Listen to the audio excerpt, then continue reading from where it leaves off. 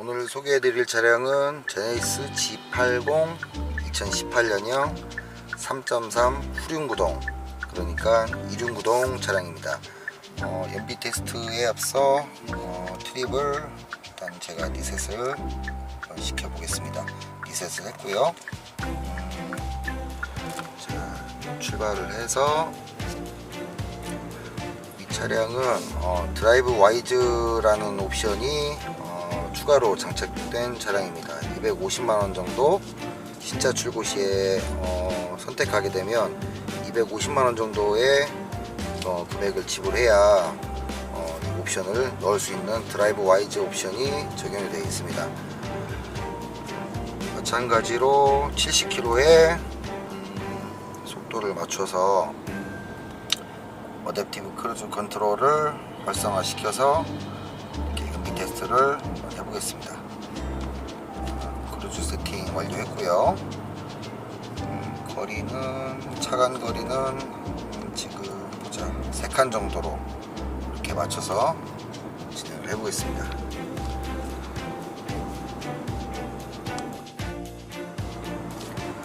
어제 테스트했던 에쿠스와 마찬가지로 현재 이 제네시스 G80도 차선 이탈 경보 장치가 적용이 되어 있습니다. 이렇게 지금처럼 차선을 넘어가게 되면 핸들에 진동을 줘서 이렇게 주의를 알려주고요. 5분 정도 주행을 하고 있는데요.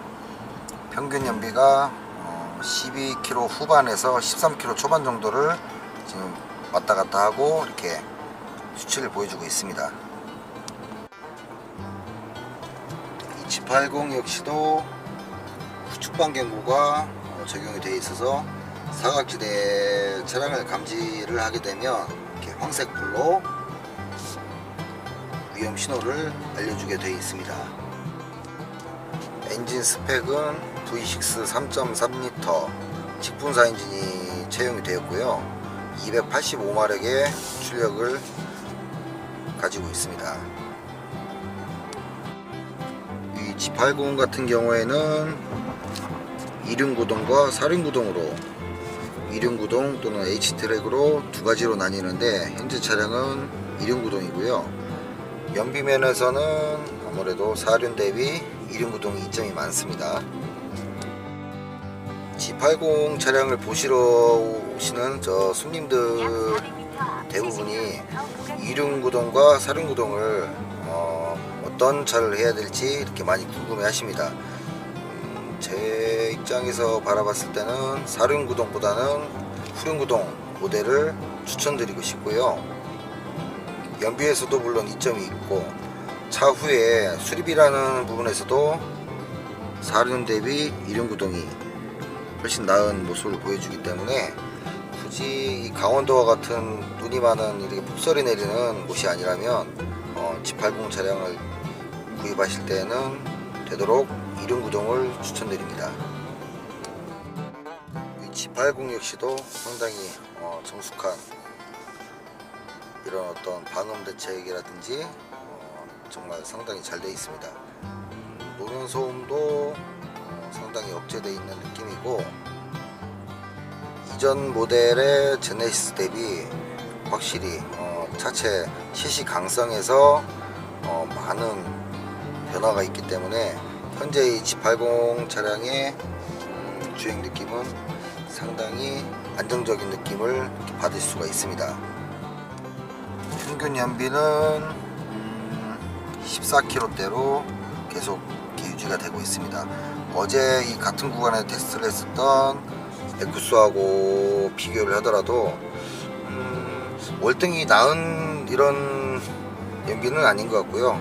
거의 에쿠스와 거의 같은 이런 연비를 보여주는데, 아무래도 차체 사이즈가 조금 물론 증가한 것도 있지만 상당히 G80 차량이 조금 무겁습니다. 중량이 무거운 편에 속하기 때문에 시시 강성을 위해서 나름대로 보강을 했기 때문에 무게는 당연히 늘어났을 거고요. 현재처럼 살짝 내리막 구간을 달리고 있을 때는 평균 연비가 이처럼 올라가게 됩니다. 14.9km 정도를 표기를 해주고 있는데, 다시 평지가 되면 올라갔던 연비가 살짝 또 내려가기도 하고요. 아무래도 이 고저차가 많은 환경에서는 내리막 구간이 연비에서는 많이 유리합니다. 이거는 모든 차량들이 다 해당되는 부분이고요. 현재 연비는 15km를 넘어섰습니다. 어제 테스트했던 에쿠스 380 차량과 비교했을 때 소폭 제네시스 G80 쪽이 연비가 좀 더 좋다라는 걸 확인을 할 수 있고요. 배기량도 당연히 G80 차량이 500cc 가량이 낮기 때문에 무게라는 측면도 그렇고 G80 쪽이 그래도 에쿠스보다는 연비가 소폭 낮다 라고 이렇게 정리를 하면 될 것 같습니다. 옵션 구성에서도 상당히 돋보이고요. 약 500m 앞 차선 이탈, 그 다음에 후측방 경보. G80으로 오면서는 전자식 기어봉으로 이렇게 바뀌었습니다. 제네시스 DH 때는 그냥 일반 시프트 레버가 달려 있었는데 G80으로 오면서 전자식 기어봉으로 바뀌었고요. 통풍 시트랄지, 핸들 열선, 그 다음에 앞좌석 열선과 뒷자리 열선 정도를 다 이렇게 갖추고 있습니다.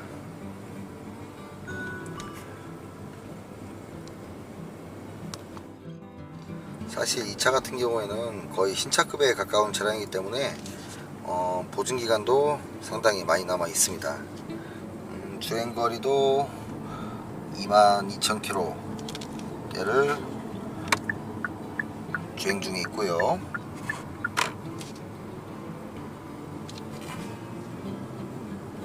오늘 금요일이라 그런지 보통 때보다는 차량 소통이 확실히 좀 많은 것 같네요.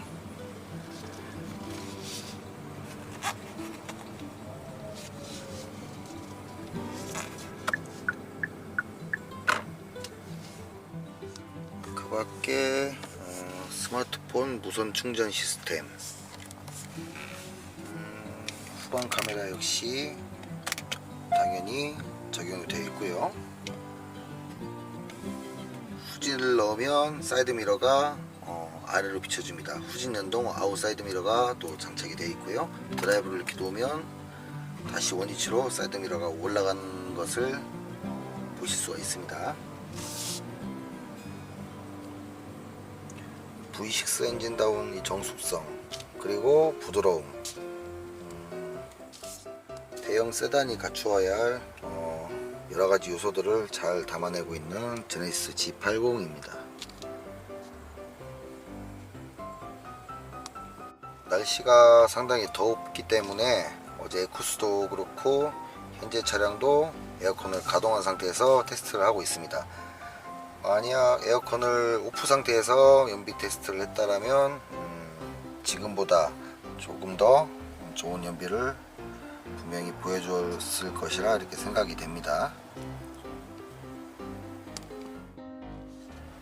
패들 시프트가 마련되어 있어 위급한 상황에서 돌발 상황 시 이 왼쪽에 있는 마이너스 패드를 이용해서 엔진 브레이크를 걸어서 조금 더 빠른 제동 거리를 확보하는데 유리한 이점도 있습니다. 대신 기어봉에서는 수동 모드를 지원해주지 않고요. 패들에서만 통제를 해야 가능하다는 것을 이렇게 말씀드리고요. G80 차체 사이즈가 상당히 큰 편이기 때문에 넉넉한 뒷자리 공간도 확보되어 있습니다. 특히나 이 베이지색 시트 같은 경우는 베이지색 인테리어는 확실히 좀 더 넓어 보이는 효과를 불러오기도 하고요. 이런 스위치류와 우드 패널들의 마무리도 상당히 깔끔하게 잘 이렇게 되어 있습니다.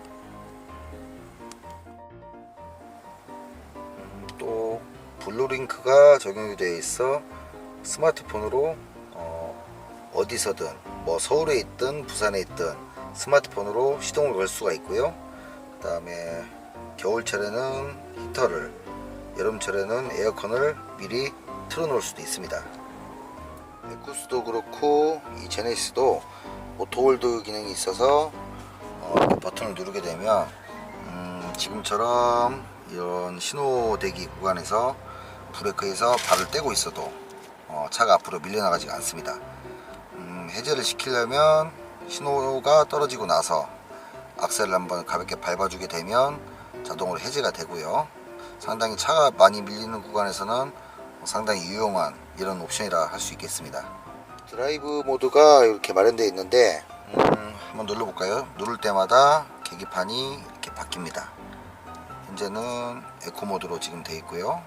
한 번 더 누르게 되면 스포츠 모드가 되게 되면 차량 이런 어떤 반응, RPM이랄지 차가 치고 나가는 반응이 좀 더 활발하게 이렇게 변한다고 볼 수가 있고요. 한 번 더 누르면 노말 모드입니다. 제가 노말 모드에서 연비 테스트를 했었습니다. 굳이 에코 모드를 하지 않고 에코 모드를 가동을 해서 연비 테스트를 했다라면 지금보다는 조금 더 좋은 연비가 나왔을 수도 있는데 현재 차가 많이 밀리다 보니까 신호를 이렇게 받아서 그런지 평균 연비가 점점 이렇게 떨어지는 모습을 보여줍니다.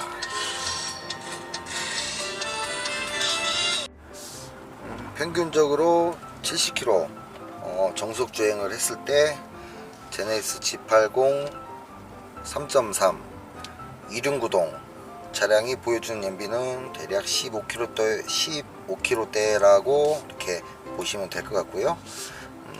4륜구동이라면 아무래도 연비가 조금 더 덜 나오는 이런 수치를 보여줄 거고요. 반대로 에어컨을 끄고 테스트를 했다라면 지금보다 조금 더 좋은 연비를 보여줄 것으로 이렇게 생각이 됩니다. 자, 파킹을 할 때는 이렇게 버튼만 눌러주면 파킹이 되고요.